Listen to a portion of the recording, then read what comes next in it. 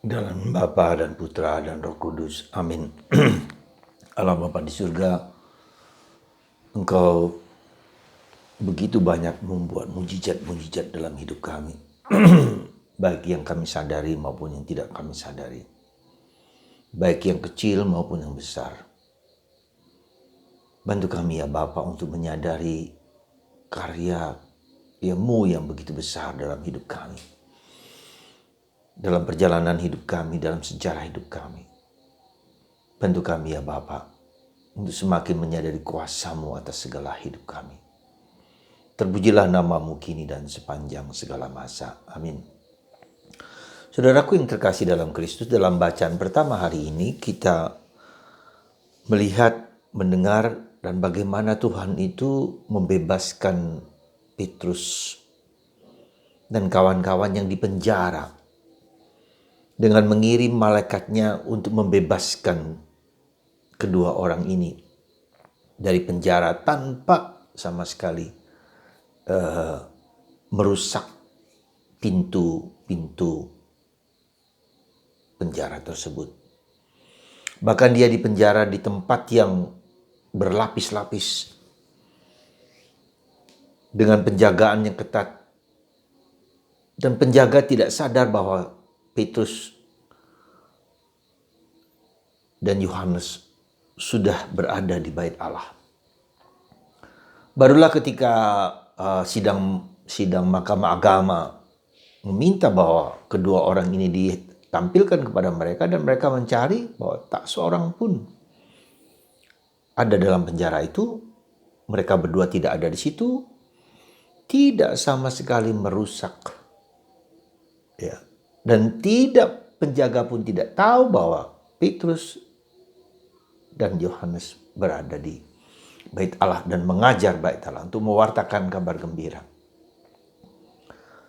Saudaraku yang terkasih dalam Kristus, saya mengajak Anda untuk sedikit merenungkan, memahami, menyelami mujizat. Apakah mujizat Tuhan hadir, ada dalam hidup kita? Mungkin, dan saya yakin, bukan hanya mungkin, saya yakin itu terjadi dalam diri kita. Hanya saja kita tidak menyadari karya-karya Tuhan yang begitu besar, yang seringkali tidak mampu kita cerna. Atau mungkin lebih tepat bahwa kita tidak menyadari bahwa itu adalah karya Tuhan. Kenapa tidak kita sadari? Ada kemungkinan besar bahwa kita ingin mengalami mujizat yang begitu besar, seperti halnya misalnya Santo Paulus bertobat dengan cara yang spektakuler. Kita ingin seperti mengalami sesuatu yang begitu dahsyat, begitu luar biasa. Nah, ini yang harus kita perbaharui pikiran, mindset yang seperti ini. Ya. Bisa saja Tuhan melakukan begitu tindakan mujizat spektakuler yang luar biasa. Ya. Di zaman yang lalu kita lihat bagaimana tahun 1917 Bunda Maria menampakkan diri di Fatima dengan matahari yang berdansa, ya, menari-nari di atas. Kurang lebih 10 ribuan orang hadir di Fatima dan melihat seperti itu, mujizat yang seperti itu. Orang kagum, orang hebat, merasa. Tapi apakah ada pertobatan dan kemudian pesan-pesan Bunda Maria di Fatima itu dijalankan atau tidak? Ternyata tidak. Maka terjadilah Perang Dunia Pertama tahun 1918. Kejadian 1917. 13 Oktober 1917. 1918. Perang Dunia Pertama, dan jutaan orang mati karena tidak mendengarkan, dalam tanda petik ya, pesan-pesan Bunda Maria. Tetapi kita bisa melihat bagaimana kemudian, ya, yang spektakuler seperti ini pun tidak selalu orang bisa mendengarkan dengan baik, mengerti, memahami, dan pertobatan. Jadi mujizat itu yang berasal dari Allah memiliki beberapa fungsi yang harus kita sadari. Jadi tujuannya adalah supaya karya Tuhan semakin dinyatakan. Ketika Tuhan menyelamatkan Petrus dan Yohanes dari penjara, karena mereka memakai dua orang ini untuk karya yang lebih besar. Yang kita tahu kemudian bagaimana karya Petrus, bagaimana karya Yohanes. Membebaskan mereka. Tuhan punya rencana yang indah untuk mereka. Jadi kemudian yang kedua, adakah pertobatan dengan mujizat itu? Kita bertobat atau tidak? Adakah suatu pembaharuan hidup dengan pertobatan itu? Jadi pertobatan bukan sekedar hanya seolah-olah dari sakit ke sembuh, lalu tidak ada perubahan batin dalam diri kita ya. Bisa saja itu adalah karya Tuhan, bisa saja karya para kudus ya, untuk membuat orang itu. Jadi harus ada pertobatan, harus ada pembaharuan hidup dengan pertobatan itu. Ada sesuatu yang rencana Tuhan yang lebih besar yang mau disampaikan, yang mau diberikan kepada kita dan kepada dunia, kepada orang lain. Ya. Karena pertobatan yang besar pun orang belum tentu percaya, belum tentu yakin, belum tentu terjadi pertobatan yang sungguh-sungguh. Berapa kali Bunda Maria menampakkan diri. Santo Yosef membuat tangga gereja di Santa Fe di New Mexico, Amerika. Ya. Tangga yang di belakang balkon itu mereka lupa bahwa harus ada tangga naik ke atas. Ternyata mereka berdoa lewat Santo Yosef. Dan Santo Yosef mengerjakannya sendirian. Sampai sekarang masih ada bukti-buktinya di Santa Fe, New Mexico, bagaimana tangga itu yang praktis hampir ya 100 derajat yang seperti itu lalu melingkar tanpa ada topangan yang secara arsitektural tidak mungkin dilakukan oleh manusia, tapi bisa dijalankan oleh Santo Yosef. Dan banyak lagi mujizat-mujizat kehidupan itu secara pengalaman manusia, secara pribadi. Coba kita lihat sebentar ke belakang hidup kita. Bagaimana mujizat Tuhan itu tidak hanya lewat sesuatu yang spektakuler, tapi yang kecil-kecil, yang sederhana, yang kita jalani dan kita sekarang mengalami, merasakan. Maka penting sekali lagi kita itu doa hening, doa diam, doa sunyi, supaya kita bisa melihat tangan-tangan Tuhan yang tidak mungkin terjadi tanpa karya Tuhan.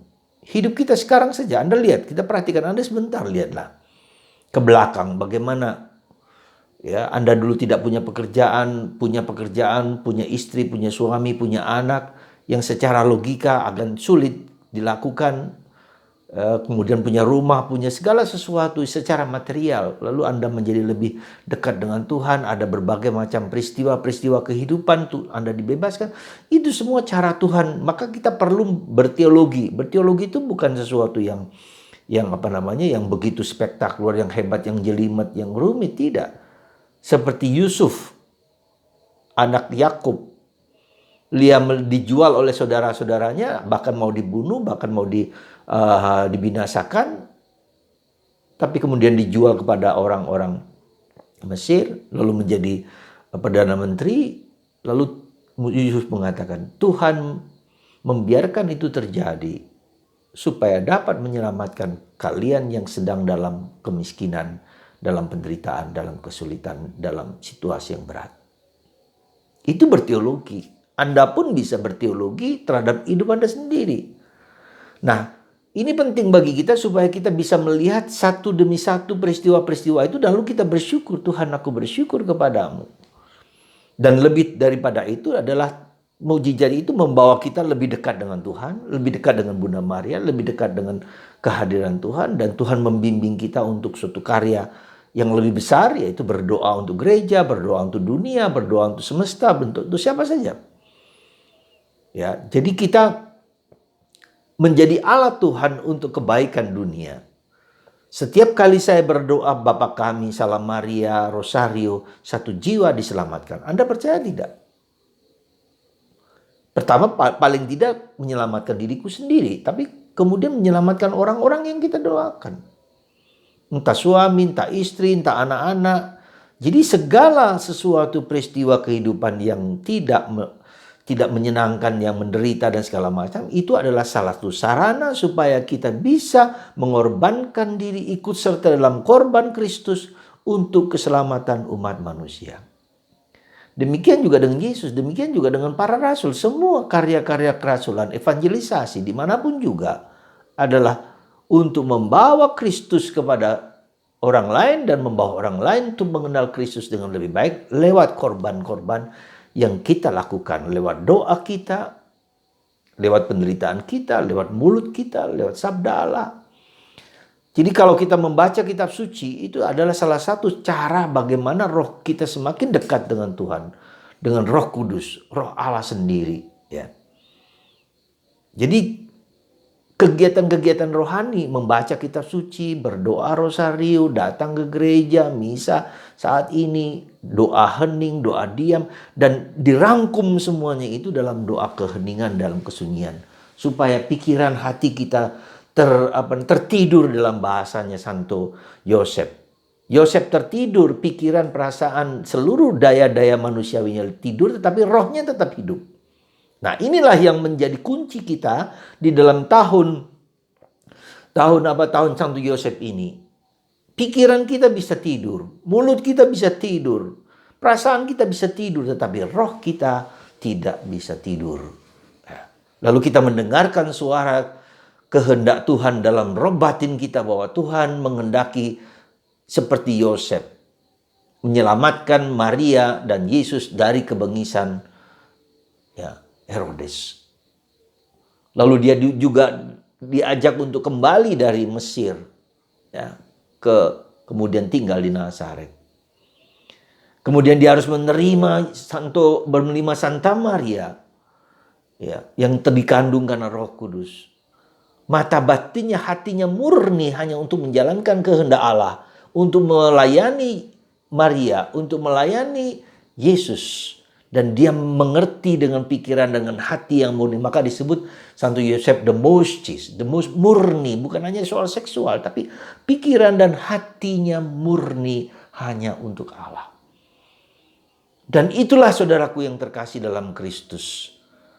Pesan dari kabar gembira, the most chaste, hati yang berbahagialah orang yang murni hatinya, karena mereka akan melihat Allah. Santo Yosef murni hatinya bahwa dia harus menerima Maria, menerima Yesus, Maria sebagai istrinya, dan Yesus sebagai anak Allah.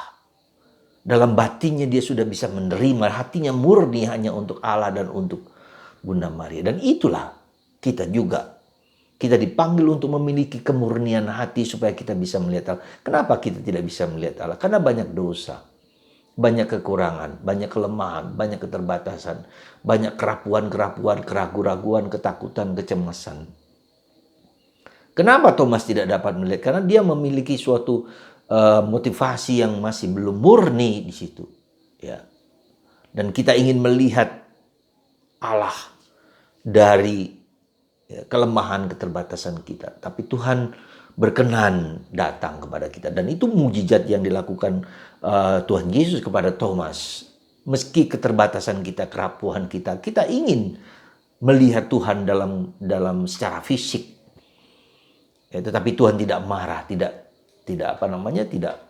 mengecam Thomas. Lalu Thomas mengatakan, ya Tuhan dan Allahku. Kita ingin melihat Tuhan dari indera kita. Tapi Tuhan mengajak kita untuk masuk ke dalam indera batin, indera rohani. Jadi kalau Anda tidak bisa mendengar, Anda tidak bisa melihat, mungkin juga tidak bisa berbicara, tapi batin Anda bisa mendengar, bisa melihat, bisa merasakan kehadiran Tuhan. Dan itulah yang Tuhan inginkan. Tuhan mau ajak kita untuk bertumbuh berkembang di dalam iman dan batin kita yang terdalam. Hidup rohani, bukan hanya secara fisik, bukan hanya secara alamiah, tetapi secara rohani. Dan itulah pesan dari Paskah. Semoga Tuhan mengajak Anda untuk masuk ke dalam batin Anda yang terdalam, hidup kita terdalam, hidup rohani, seperti halnya Petrus dan teman-teman. Dan begitu Tuhan mencintai, sangat mencintai kita untuk membawa kita ke surga. Betapa Allah mencintai kita, kuasa Allah. Kalau kita membuat tanda salib dalam nama dan kuasa Bapa, Putra, dan Roh Kudus. Bapa pencipta, Yesus penyelamat, Roh Kudus pendamping. Sadari itu.